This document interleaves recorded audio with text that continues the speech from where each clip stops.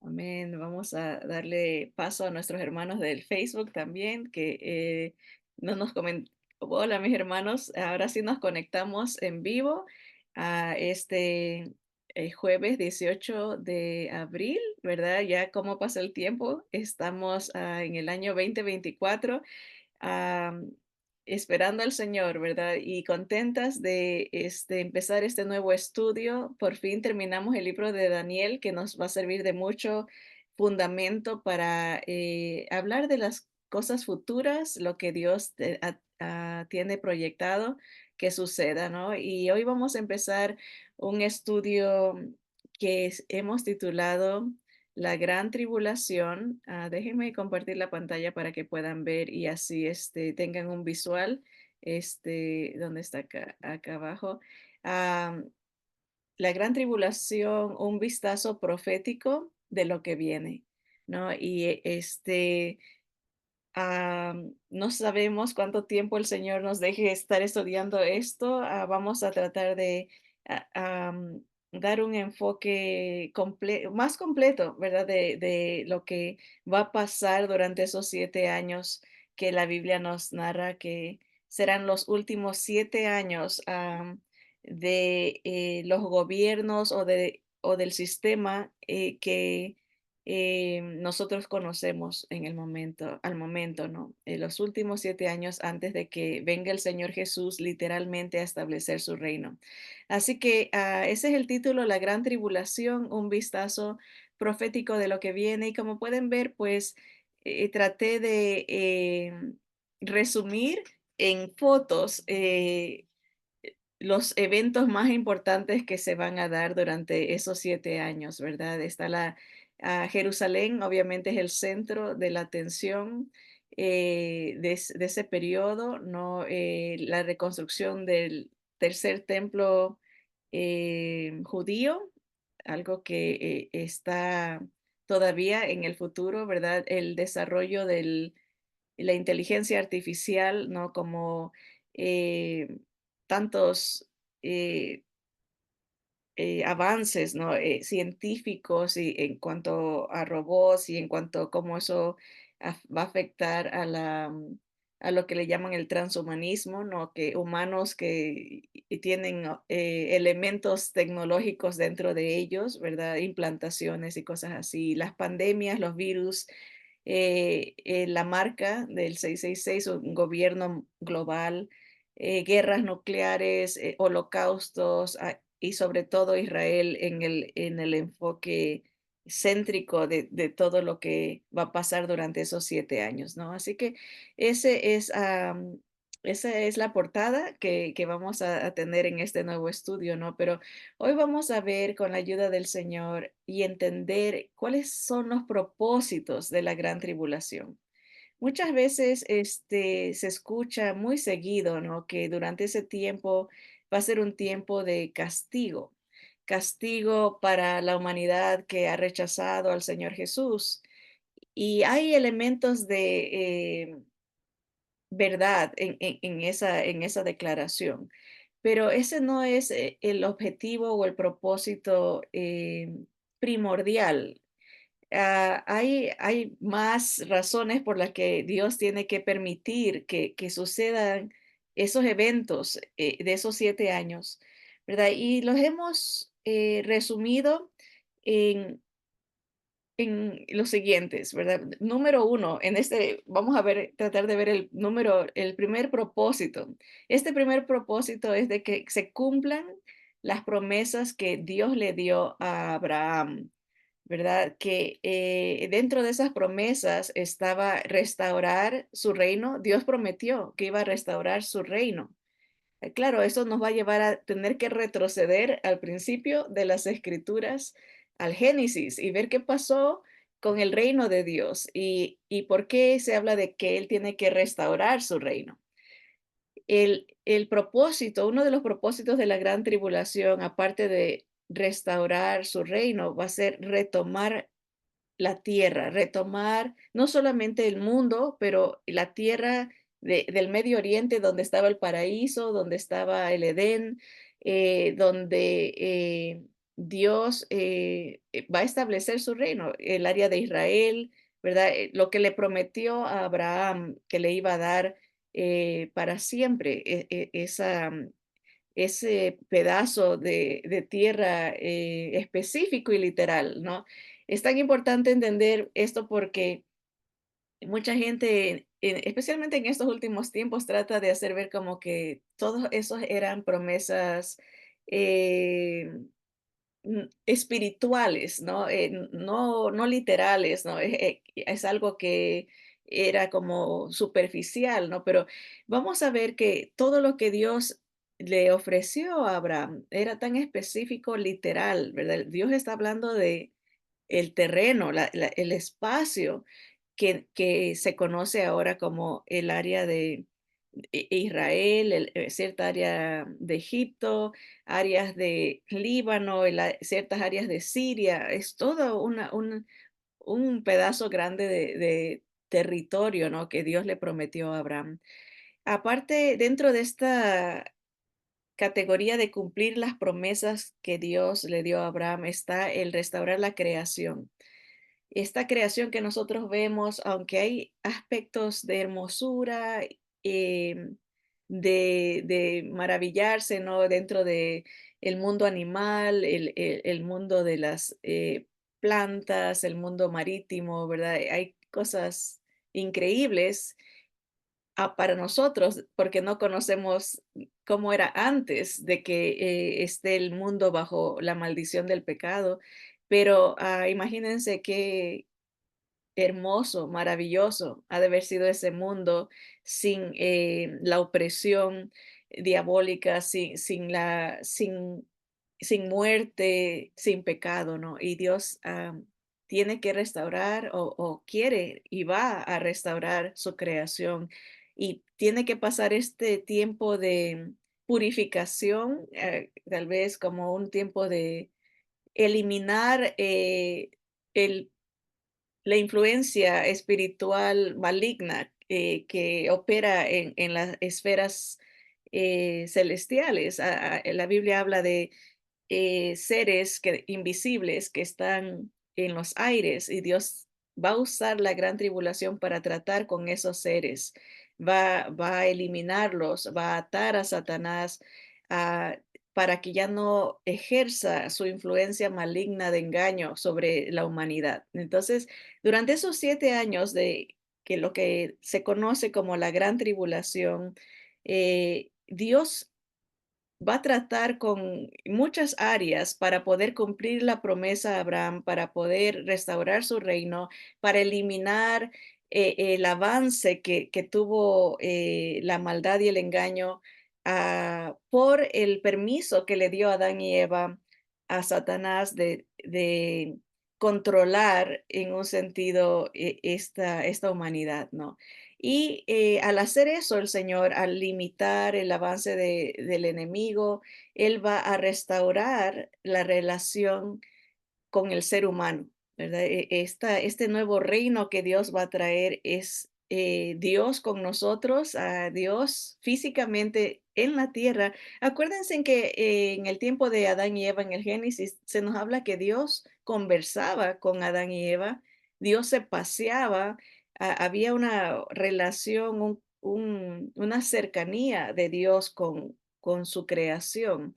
Y eso es lo que se proyecta pasar después de este periodo de gran tribulación.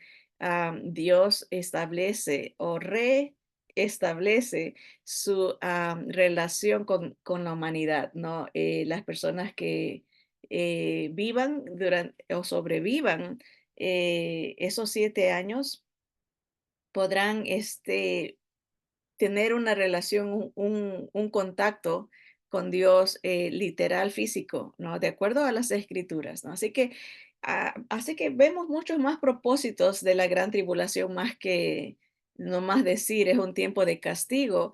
Hay un profundo conecte de la finalidad que Dios tiene, o sea, ¿para qué se nos dio la Biblia? ¿Para qué en la Biblia Dios nos explica estos propósitos, ¿no? Que cómo Él hace todo lo posible para restaurar su reino, para retomar la tierra, para restaurar su creación y restaurar la relación con el ser humano, así como fue al principio, ¿no? En ese periodo corto que Adán y Eva tuvieron para em, subyugar la tierra, para a ellos se les entregó el derecho de el reino, pero ellos se rebelaron, ellos lo despreciaron y se lo entregaron a la serpiente, no a Satanás. Así que vamos a leer aquí un poquito para ir avanzando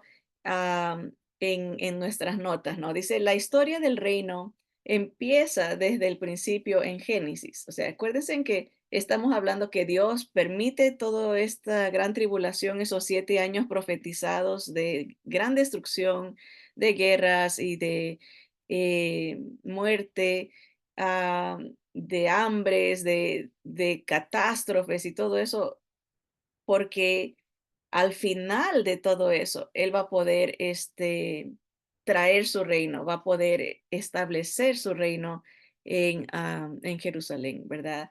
Ah, ese reino que empieza desde el principio de la historia de la Biblia, de Génesis. Dios le entrega un reino a Adán y Eva, pero el capítulo 3 de Génesis nos dice lo que ellos hicieron con el reino. Lo pervirtieron escuchando a un animal y le entregan el reino a Satanás. Obviamente la serpiente no fue poseída, se puede decir. No, no es que el diablo es o era en sí una serpiente, sino que la usó, ¿verdad? La serpiente fue manipulada, ¿verdad? Y desde entonces, pues se lo llama ahora a él la serpiente antigua, ¿no? Pero interesante que tanto el hombre como la mujer se dejaron influenciar, ¿no? Escucharon más al animal que a Dios, en lugar de obedecer lo que Dios les había am, expresado, advertido, ¿no?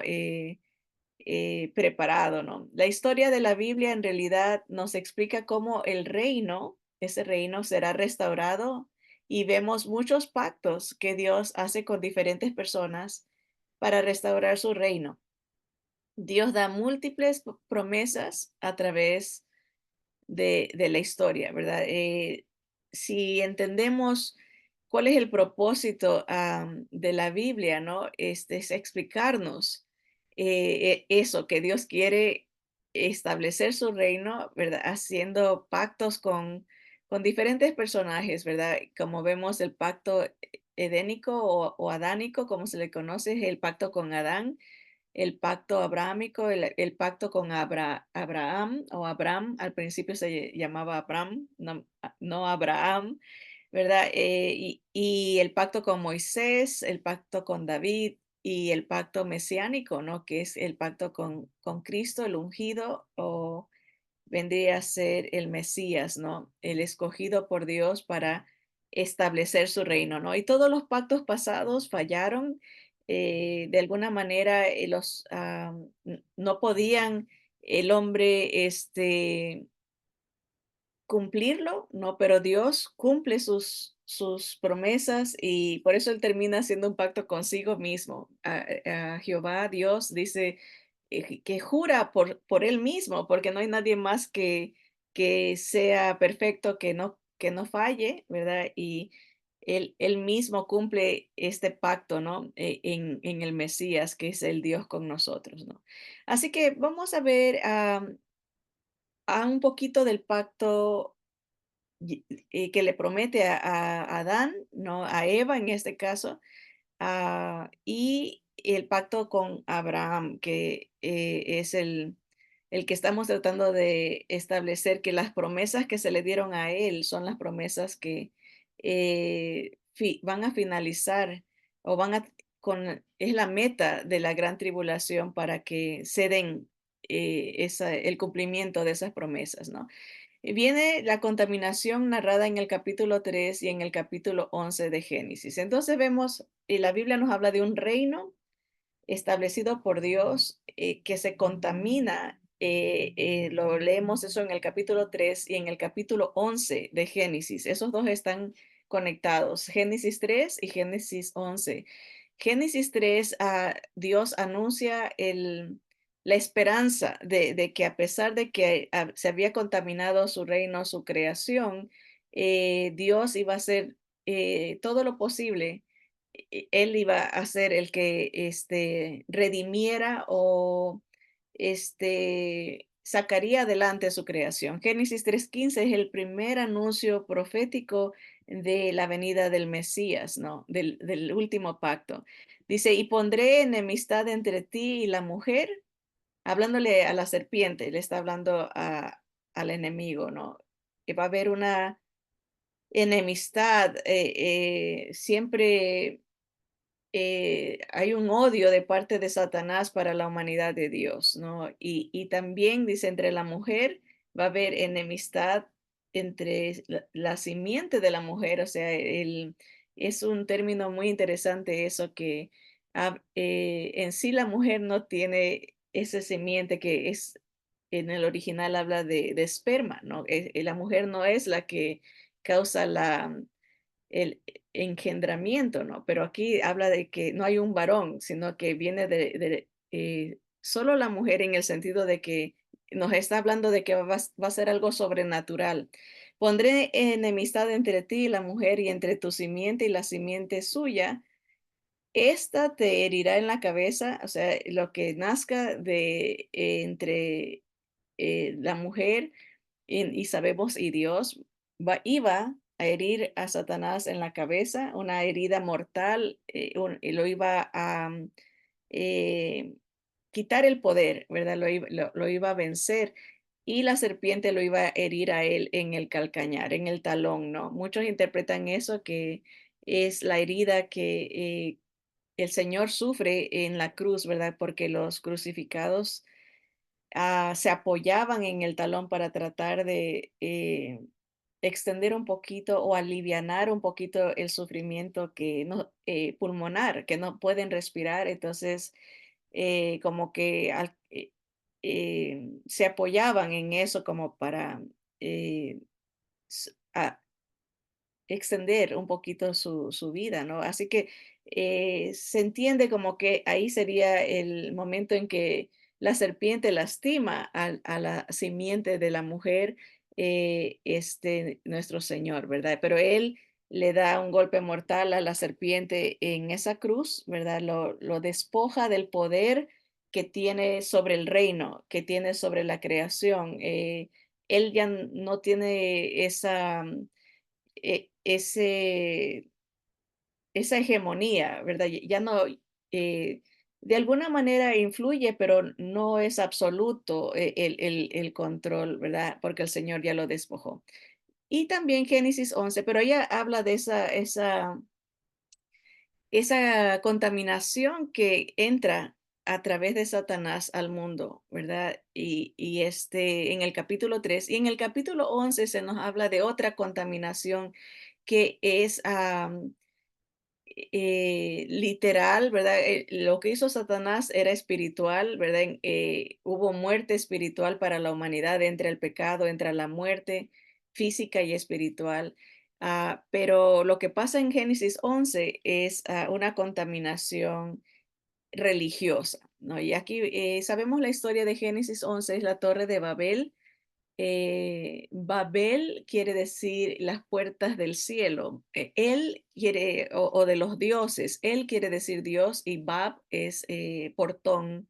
Ellos veían como era el lugar donde iban a tener contacto con dioses, entre D minúscula, ¿verdad? Como que iba a haber esto es perversión, o sea, el hombre tratando de alcanzar el cielo, mientras Dios está tratando de traer su reino acá con nosotros, ¿verdad? El ser humano rechaza ese reino y quiere establecer su propio reino. Así que dice, vamos a leerlo para explicar brevemente, yo sé que en otras clases hemos hablado de esto, pero para que entendamos lo que Dios tiene que derribar durante esos 7 años de gran tribulación, y quitar esa contaminación que el mundo ha experimentado. Y dice Génesis 11, tenía entonces toda la tierra una sola lengua. O sea, noten, Dios quiere unidad, Dios así era la tierra original, todos hablaban el mismo idioma. Ahora estamos divididos por esa por diferentes idiomas. No podemos tener una comunión con toda la humanidad porque los idiomas nos separan, nos dividen, ¿verdad? Pero todos en ese entonces tenían una sola lengua y unas mismas palabras. Y aconteció que cuando salieron de Oriente hallaron una llanura en la tierra de Sinar. Esa es allá en el Medio Oriente, ¿no? Pues todo esto tiene que ver en el área donde estaba el paraíso, el área donde está Irak, Babilonia, donde está este, lo que era Caldea, los caldeos, ¿no?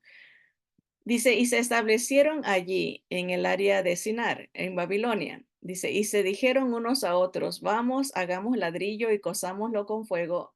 Y les sirvió el ladrillo en lugar de piedra y el asfalto en lugar de mezcla. Y dijeron, vamos, edifiquémonos una ciudad y una torre cuya cúspide llegue al cielo y hagámonos un nombre por si fuéramos esparcidos sobre la faz de la tierra.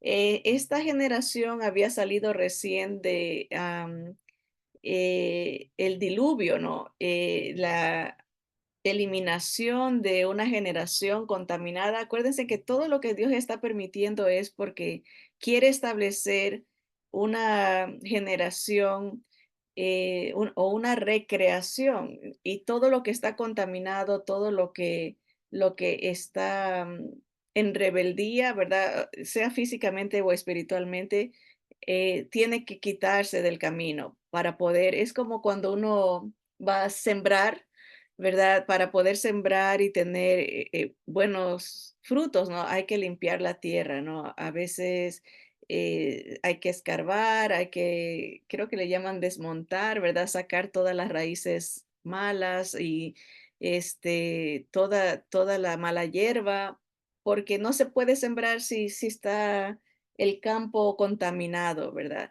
Igual es la misma idea, ¿no? Cuando se va a construir, ¿no? Tiene que haber un buen fundamento, no puede estar la tierra toda desigual, tiene que haber una buena base, ¿no? Y eso es lo que está pasando con estas historias. Dios está quitando la contaminación que ha traído Satanás, los demonios, el ser humano con su pecado, y está preparando para que venga el reino, ¿no? Y aquí estamos viendo que esta gente, esta nueva generación que sale del diluvio, dice, tenemos que prepararnos porque por si acaso Dios nos quiera eliminar, nosotros queremos hacer las cosas como nosotros queremos y si acaso Dios nos quiere eliminar, pues tenemos que prepararnos y vamos a construirnos algo para que cualquier castigo no nos llegue. Era la idea, en otras palabras, ¿no? Construyámonos una ciudad, hagámonos un nombre para que nosotros lleguemos al cielo. No necesitamos de Dios ni de sus consejos. Entonces dice, hagamos esto, dicen ellos, por si fuéramos esparcidos sobre la faz de la tierra. O sea, querían adelantarse en su mente finita, ¿no? Como decir, Dios no nos puede limitar, ¿verdad? Y descendió Jehová para ver la ciudad y la torre que edificaban los hijos de los hombres. Y dijo Jehová, he aquí el pueblo es uno, y todos estos tienen un solo lenguaje y han comenzado la obra y nada les hará desistir ahora de lo que han pensado hacer. O sea, estaban eh, empedernidos, no estaban enfocados en desobedecer al Señor y el Señor, o sea, ve el corazón. Dice, no hay nada que yo pueda hacer para cambiarlos de su manera de ver las cosas, ¿no? Están unidos en la desobediencia, están unidos en la rebelión. Acuérdense que el líder de esta gente era un personaje que llamaba Nimrod, que quiere decir poderoso contra. Dios, un rebelde contra Dios, ¿verdad? Y dice Dios, ahora pues descendamos, noten el plural, Dios se está diciendo a sí mismo, tenemos que bajar y confundamos allí su lengua para que ninguno entienda el habla de su compañero, para que no puedan avanzar en este propósito de rebeldía, en este propósito de odio contra los planes de Dios. Esto es el primer esfuerzo humano de formar un gobierno en contra de Dios, un gobierno global, un gobierno mundial, eran todos unidos contra Dios. Y Dios dice, no lo vamos a poder cambiar. Se han propuesto esto y lo van a lograr. No, no que vayan a tumbar a Dios, ¿verdad? Pero lo que está diciendo Dios es, no hay lugar para cambio en el corazón de ellos. No, no, no, no se puede avanzar el propósito del reino de Dios en la tierra con un corazón oscuro, un corazón contrario a la voluntad de Dios. Era la realidad en la vida de estas personas. Así que dice el versículo 8, así los esparció Jehová desde allí sobre la faz de toda la tierra y dejaron de edificar la ciudad. Por esto fue llamado el nombre de ella Babel. Otros dicen que eso también puede significar el nombre que significa confusión. Hubo una confusión en ese lugar, pero desde el lenguaje de ellos quería decir, entramos o abrimos las puertas de los dioses, ¿no? Porque allí confundió Jehová el lenguaje de toda la tierra y desde allí los esparció sobre la faz de la tierra. Entonces, cada persona sale de Babilonia con una versión contaminada de lo que debía de ser el reino. Ya no lo pudieron lograr porque ya no había unidad, cada cual se esparce, pero en ese esparcimiento se disemina la contaminación política y religiosa del ser humano a toda la tierra. ¿Y a qué nos referimos esto?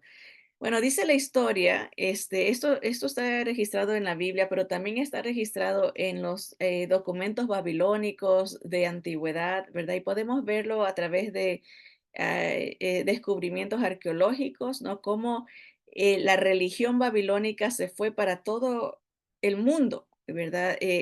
Cada persona llevó en su lenguaje lo que este grupo de personas creía. ¿Y qué era lo que ellos creían? Acuérdense que querían formar esta ciudad, este sistema político religioso en contra de Dios. Y Dios los tuvo que parar de que sea mundial, de que sea global. Sin embargo, se disemina a todo el mundo, ¿verdad? Y todavía está vivo este sistema babilónico. Por eso es que en el Apocalipsis, al final de la Biblia, Dios nos narra cómo ese sistema religioso, Él lo va a acabar durante esos 7 años de gran tribulación. O sea, Dios va a tratar con este ataque que hizo Satanás de querer tumbar el reino de Dios con un reino humano, con un reino, con una religión diferente o más bien inventada por el hombre, mientras que Dios tenía en su mente la restauración de la creación del reino de Dios en la tierra. El ser humano tenía en su mente la implementación de una religión humana donde el hombre es el que tiene el gobierno, ¿no? El hombre es el que determina su futuro, ¿no? Es una rebeldía contra Dios. ¿Y cuál era esa religión que representaba a Babilonia y que se esparce por toda la humanidad y toma diferentes formas debido a los diferentes idiomas? Era la religión de eh, Semiramis y Tamuz. Aquí los escribí. Nimrod era el líder casado o el esposo de Semiramis. Ella era como la reina, la que empezó a ser adorada. Y Tamuz era el hijo. Dicen las tradiciones babilónicas que Tamuz murió trágicamente atacado por un animal salvaje. Pero de acuerdo a las tradiciones babilónicas, Tamuz resucita milagrosamente. Y aquí hacemos un paréntesis, de la misma manera que el anticristo resucitará. Muchos eruditos dicen, ¿será literal o será un engaño?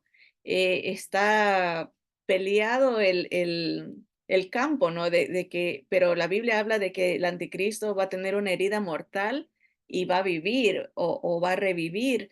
Es la misma imitación. O sea, lo que pasó con Tamuz en la antigua Babilonia y la religión que sale de ahí es lo mismo que el anticristo va a retomar en el tiempo de la gran tribulación. Noten el conecte, porque tal vez van a decir, wow, la hermana Sandy se está yendo muy lejos al Génesis y toda la historia del el castigo que vino sobre Babilonia. ¿Y qué tiene que ver Babilonia con la gran tribulación? Mucho, porque es una réplica, es una imitación de lo que la humanidad hizo al principio. Por eso el Señor dice, no hay nada nuevo bajo el sol, ¿no?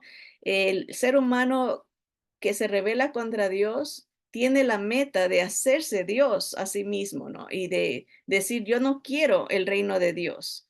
Y yo no quiero un Salvador que sea mi,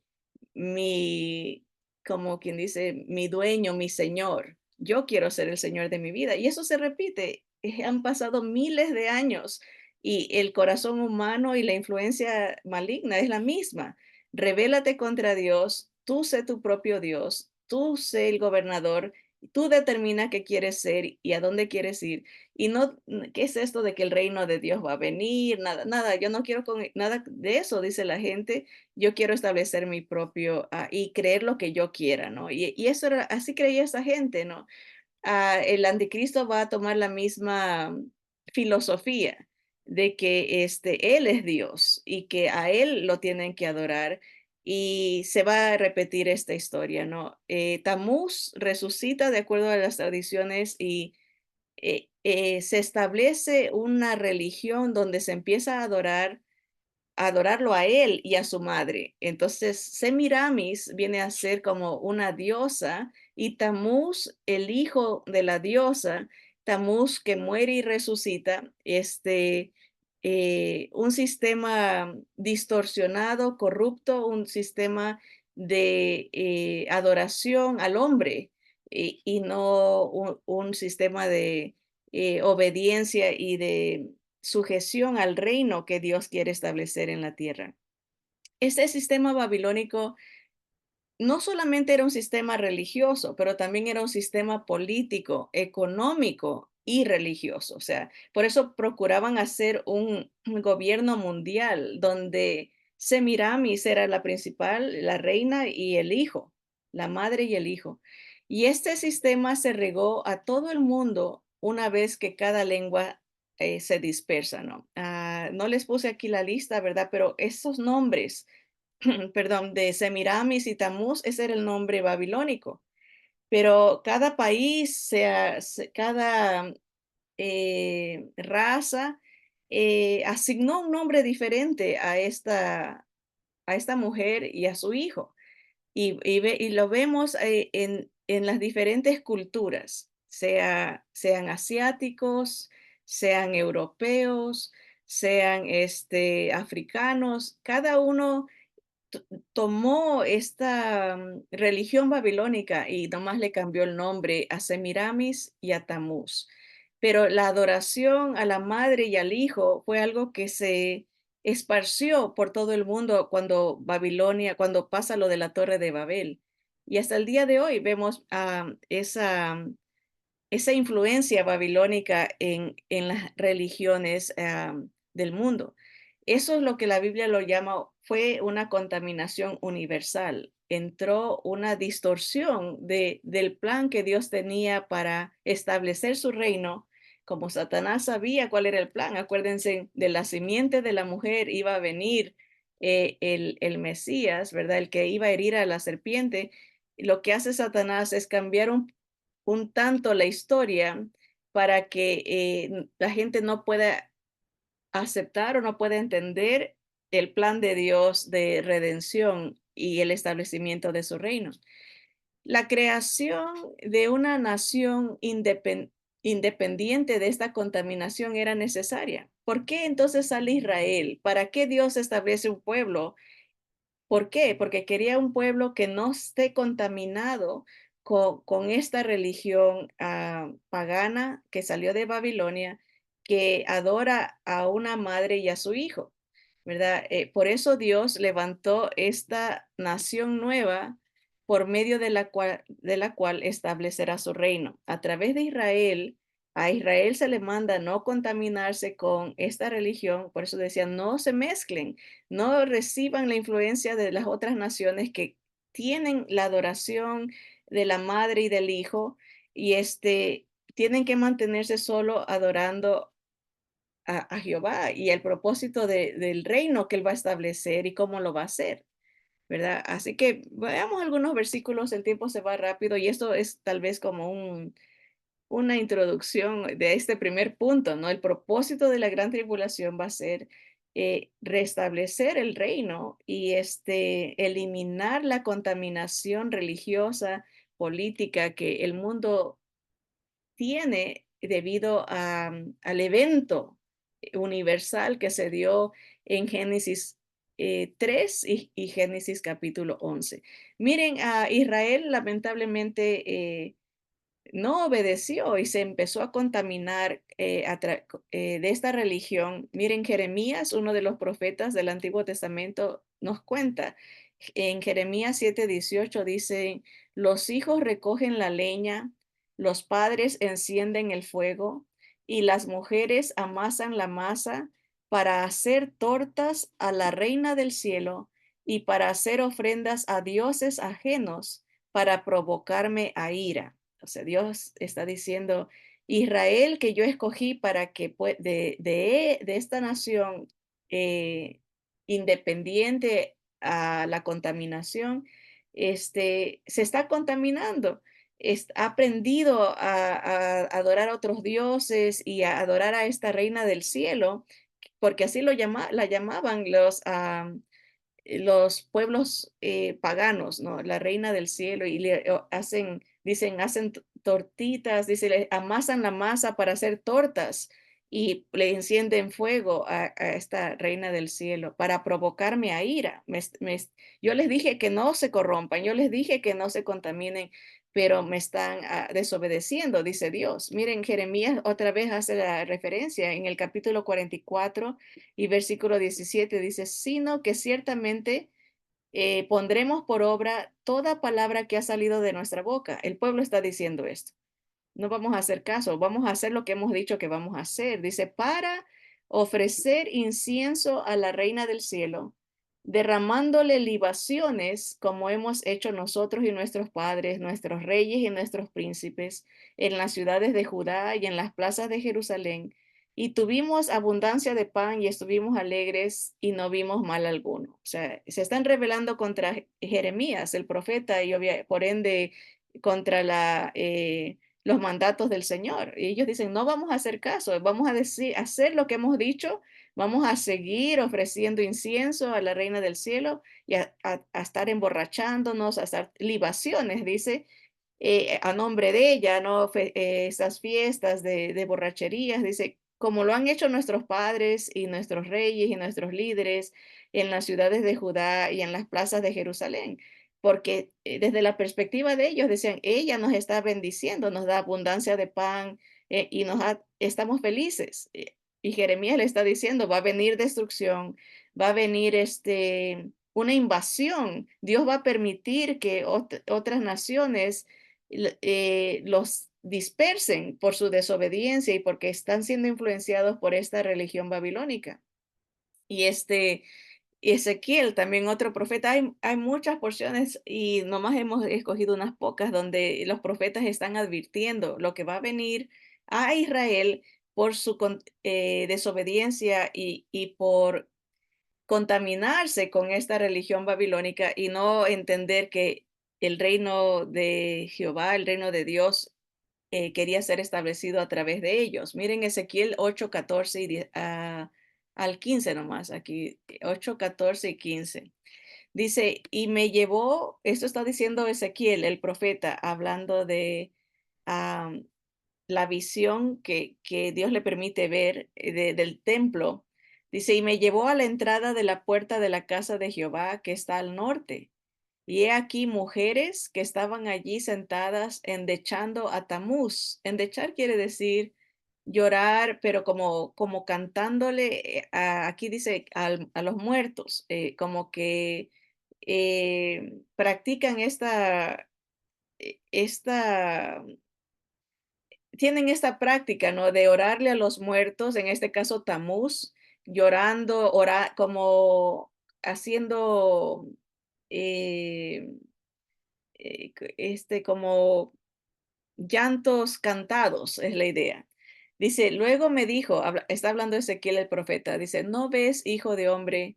Vuélvete aún y verás abominaciones mayores que estas. O sea, eso era parte de lo que estaba pasando en el pueblo de Israel, pero después va a Dios mostrarle a Ezequiel cómo los hombres se habían contaminado y tenían como adoración de dioses, pero con actos pornográficos. Es algo muy interesante cómo Dios le describe a Ezequiel la corrupción que entró en el pueblo de Israel por seguir estas prácticas babilónicas que y están en todo el mundo, pero Israel debía de haber sido un pueblo diferente, un pueblo eh, consagrado, un pueblo separado para que de ellos venga la redención y la restauración a través del Mesías.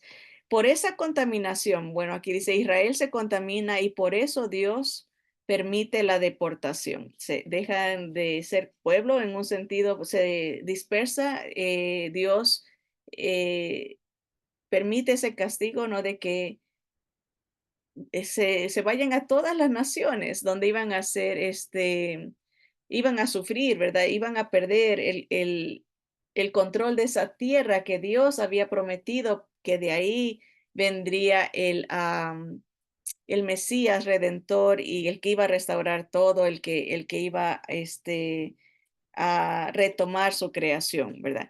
Así que les puse aquí la historia del llamamiento que Dios hace a Abraham. Obviamente por Abraham y de Abraham viene el pueblo de Israel, las promesas que Dios le hace a Abraham, porque estamos hablando de que durante la gran tribulación Dios va a cumplir las promesas que le ha dado a Abraham. Y obviamente el establecimiento de su pueblo, el retomo de la tierra que les prometió, ¿verdad? Y no solamente a ellos, ¿verdad? La porción está en Génesis 12 y Génesis 15. Hace poco escuché y lo uso como ilustración a esta pregunta que es, o más bien una declaración que hizo un maestro a los estudiantes de teología. Dijo que el capítulo más importante, bueno, yo se los voy a hacer en forma de pregunta. Si alguien les preguntara cuál es el capítulo más importante de la Biblia, ¿verdad? Uno pensaría, bueno, a lo mejor es Juan 3:3, porque habla del nuevo nacimiento, cómo una persona puede entrar al cielo. Juan 3, muchas personas dirían el capítulo más importante de la Biblia es Juan 3. Pero de acuerdo a este maestro, el capítulo más importante de la Biblia es Génesis 15. Y yo les puse Génesis 12 y Génesis 15 porque Génesis 15 habla de esa promesa que Dios le hizo a Abraham, un juramento. Déjenme ver dónde está aquí, a ver si lo puse. Pens- Está Génesis 12, ¿verdad? Y yo creo que se me borró porque aquí está Romanos 11, que es muy importante que tenemos que mencionar. Aquí está, Génesis 15. Dios promete a Abraham un hijo, ¿verdad? Miren lo que le dice aquí. Génesis 15:1 dice, después de estas cosas vino la palabra de Jehová a Abraham en visión diciendo, no temas, Abraham, yo soy tu escudo y tu galardón será sobremanera grande. Y respondió Abraham, Señor Jehová, ¿qué me darás siendo así que ando sin hijo y el mayordomo de mi casa es ese Damaseno Eliezer? Dijo también Abraham, mira que no me has dado prole, y he aquí que será mi heredero un esclavo nacido en mi casa. Luego vino a él palabra de Jehová diciendo, no te heredará este, sino un hijo tuyo será el que te heredará. Y lo llevó fuera y le dijo, mira ahora los cielos y cuenta las estrellas si las puedes contar. Y le dijo, así será tu descendencia. Y creyó a Jehová y le fue contado por justicia. Abraham confió que Dios iba a cumplir lo que le prometía, que le iba a dar una descendencia, aunque no tenía hijo y era viejo, 99 años, casi 100 años, ¿verdad? Y puso su fe en la palabra de Dios. Dios le prometió una nación, ¿verdad? Y esa nación era la nación de Israel que debía o debería de mantenerse diferente a las otras naciones. Y le dijo el Señor, yo soy Jehová que te saqué de Ur de los Caldeos, de Babilonia, para darte a heredar esta tierra. Y él respondió, Señor Jehová, ¿en qué conoceré que la he de heredar? Noten, la promesa de un hijo, una nación y la promesa de la tierra. Y le dijo, tráeme una becerra de 3 años y una cabra de 3 años y un carnero de 3 años, una tórtola también y un palomino. Y tomó él todo esto y los partió por mitad y puso cada mitad una enfrente de la otra, mas no partió las aves. Y descendían aves de rapiña sobre los cuerpos muertos, y Abraham las ahuyentaba. Mas a la caída del sol sobrecogió el sueño a Abraham, y he aquí que el temor de una gran oscuridad cayó sobre él. Entonces Jehová dijo a Abraham, ten por cierto que tu descendencia morará en tierra ajena, y será esclava allí, y será oprimida 400 años. Noten, Dios le revela a Abraham lo que iba a pasar con su nación. O sea, tan seguro era de que iba a haber un pueblo que iba a salir de, eh, de Abraham, de su hijo y de su generación, una nación tan grande que iba a ser esclavizada en Egipto por 400 años. Todo esto le revela, dice, mas también a la nación a la cual servirán juzgaré yo, y después de esto saldrán con gran riqueza. Y tú vendrás a tus padres en paz y serás sepultado en buena vejez. Y en la cuarta generación volverán acá, porque aún no ha llegado a su colmo la maldad del amorreo hasta aquí. Y sucedió que, puesto el sol y ya oscurecido, se veía un horno humeando y una antorcha de fuego que pasaba por entre los animales divididos. En aquel día hizo pacto, perdón, en aquel día hizo Jehová un pacto con Abraham, diciendo, a tu descendencia daré esta tierra, desde el río de Egipto hasta el río grande, el río Éufrates, la tierra de los ceneos, de los ceneseos, los cadmoneos, los eteos, los fereceos, los refaitas, los amorreos, los cananeos, los jergueseos y los jebuseos. Ahí está, Génesis 15, el capítulo más importante de la Biblia, porque de ahí nace todo. Dios cumple la promesa que le hace a Abraham de que le iba a dar una nación y de que de esa nación, a través de su hijo, ¿verdad? Bueno, aquí no lo hemos leído, pero en el capítulo 2 está, vendrían reyes, vendría un reino, vendría el que iba a bendecir no solamente a Israel, pero a todas las naciones, ¿verdad? Porque Dios promete bendición a, a los gentiles también a través de Abraham, ¿verdad? Entonces, si no hubiera este pacto, no tiene sentido todo lo que está pasando, por qué viene Jesús, por qué las profecías, por qué el restablecimiento del reino después de la gran tribulación. No se entendería si no entendemos el comienzo. por qué Dios apunta que de Israel vendría la redención, ¿verdad? La restauración de todas las cosas.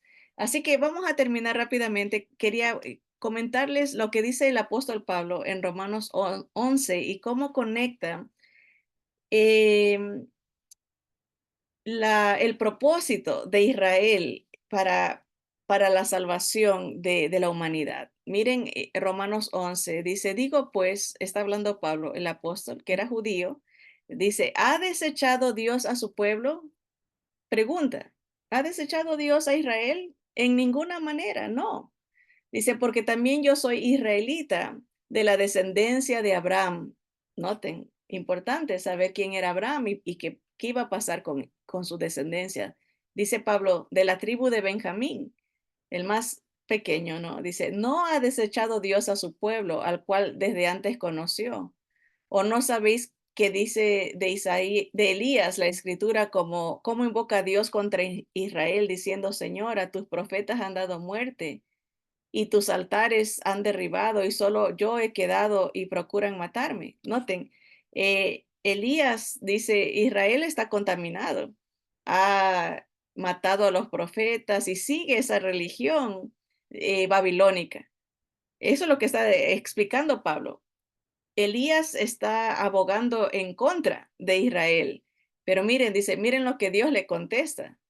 Dice, pero ¿qué le dice la divina respuesta? Me he reservado 7,000 hombres que no han doblado la rodilla delante de Baal. Baal era el nombre en otro idioma de Tamuz.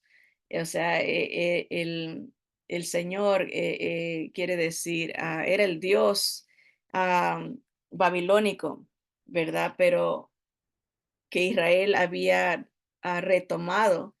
Y Dios le dice, sí, la gran mayoría de los israelitas se han contaminado, pero yo tengo un remanente. Y eso es lo que vamos a ver dentro de los 7 años de la gran tribulación. Sale un remanente del pueblo de Israel, igual como en los tiempos de Elías, ¿verdad? Por eso todas las historias que leemos en el Antiguo Testamento son proyecciones de lo que va a pasar al final de la historia, ¿no? Va a haber un remanente que sale del pueblo de Israel que sí obedece a Dios, que sí se ha mantenido puro y no se ha contaminado con esta religión babilónica de adoración a, a una diosa y a su hijo, ¿verdad? Dice, así también sigue Pablo, dice, aún en este tiempo ha quedado un remanente escogido por gracia. Ahí todavía en nuestros tiempos hay judíos que entienden el plan de Dios y el establecimiento de su reino, tanto espiritual como literal. Versículo 6 dice, y si por gracia, ya no es por obras. Acuérdense en que la salvación es por gracia, por fe en Cristo, en el Mesías, en el Rey, y no por obras, porque esta religión babilónica promueve salvación por obras, es una contaminación, es una imitación del el plan de Dios, pero es una perversión del plan de Dios.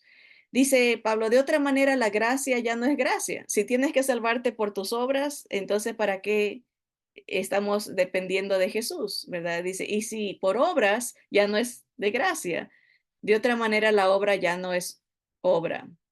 ¿Qué pues? Dice Pablo, lo que buscaba Israel no lo ha alcanzado, pero los escogidos sí lo han alcanzado y los demás fueron endurecidos. O sea, solamente hay un remanente, no todos se van a salvar. Dice, como está escrito, Dios les dio espíritu de estupor, ojos que no vean y oídos con que no oigan hasta el día de hoy.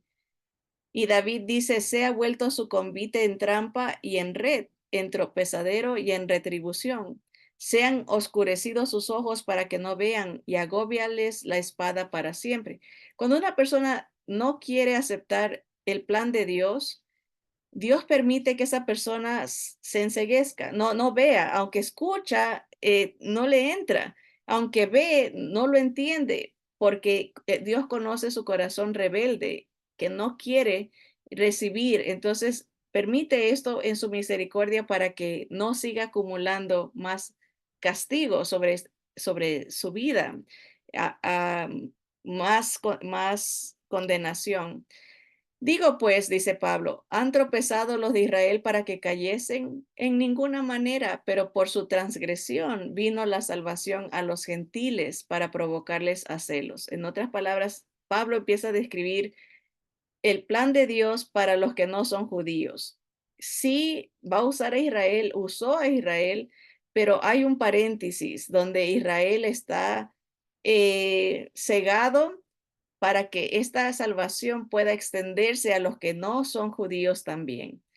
Dice el versículo 12, y si su transgresión es la riqueza del mundo y su defección la riqueza de los gentiles, ¿cuánto más su plena restauración? En otras palabras, Dios anticipa que sí va a haber una restauración del reino que se le prometió a Abraham, a Israel, la tierra, pero ahora con la inclusión de los gentiles que reciban este plan, que entiendan el propósito del Mesías, de Cristo.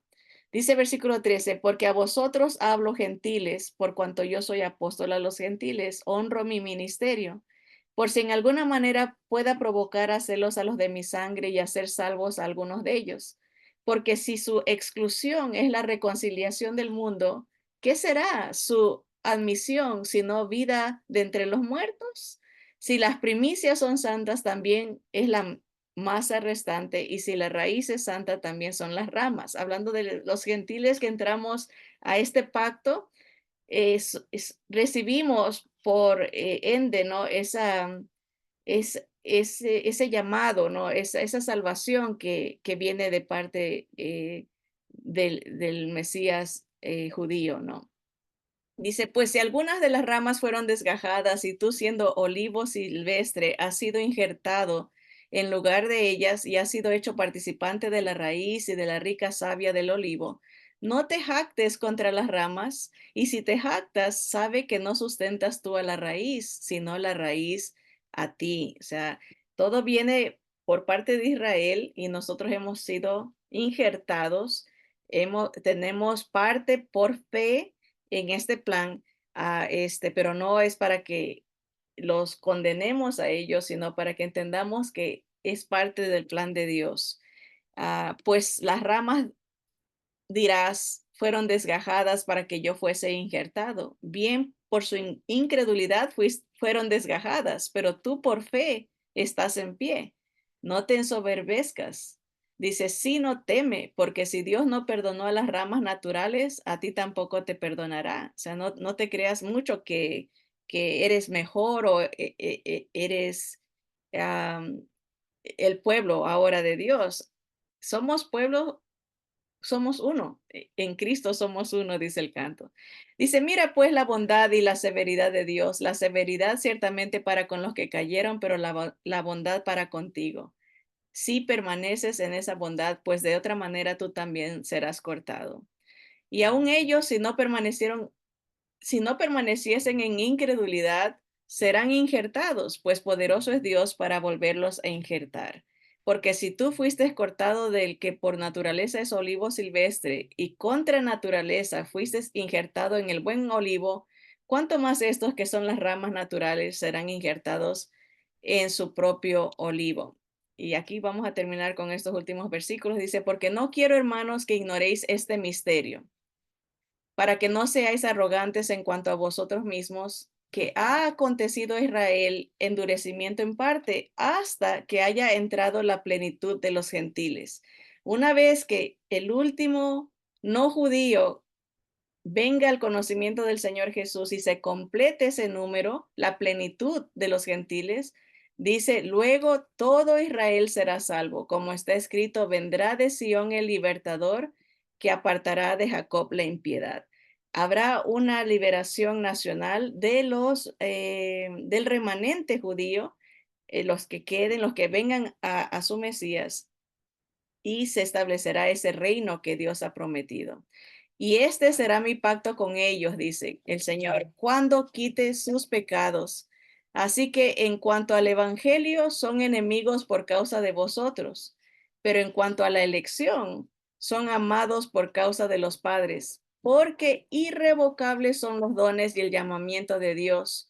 Pues como vosotros también en otro tiempo erais desobedientes a Dios, pero ahora habéis alcanzado misericordia por la desobediencia de ellos, así también ahora han sido desobedientes ellos, para que por la misericordia concedida a vosotros, ellos también alcancen misericordia. Dice, porque Dios sujetó a todos en desobediencia para tener misericordia de todos. Oh profundidad de las riquezas de la sabiduría y de la ciencia de Dios. Cuán insondables son sus juicios e inescrutables sus caminos. Porque ¿quién entendió la mente del Señor? ¿O quién fue su consejero? ¿O quién le dio a él primero para que le fuese recompensado? Porque de él y por él y para él son todas las cosas. A él sea la gloria por los siglos. Amén. Así que sí, Dios cumplirá sus propósitos durante la gran tribulación para restaurar su reino, para darle la tierra que ha prometido a Abraham y restaurar su creación. Así que vamos a orar y darle gracias al Señor por esas promesas y esa realidad. Así que es básicamente uno de los propósitos que para lo que se va a dar la gran tribulación. Vamos a orar.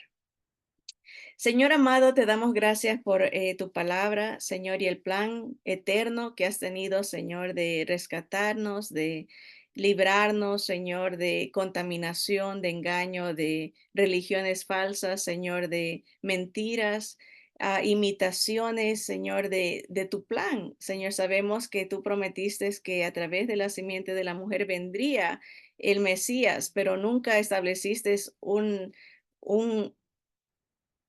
un plan de adoración a ningún otro ser más que tú mismo.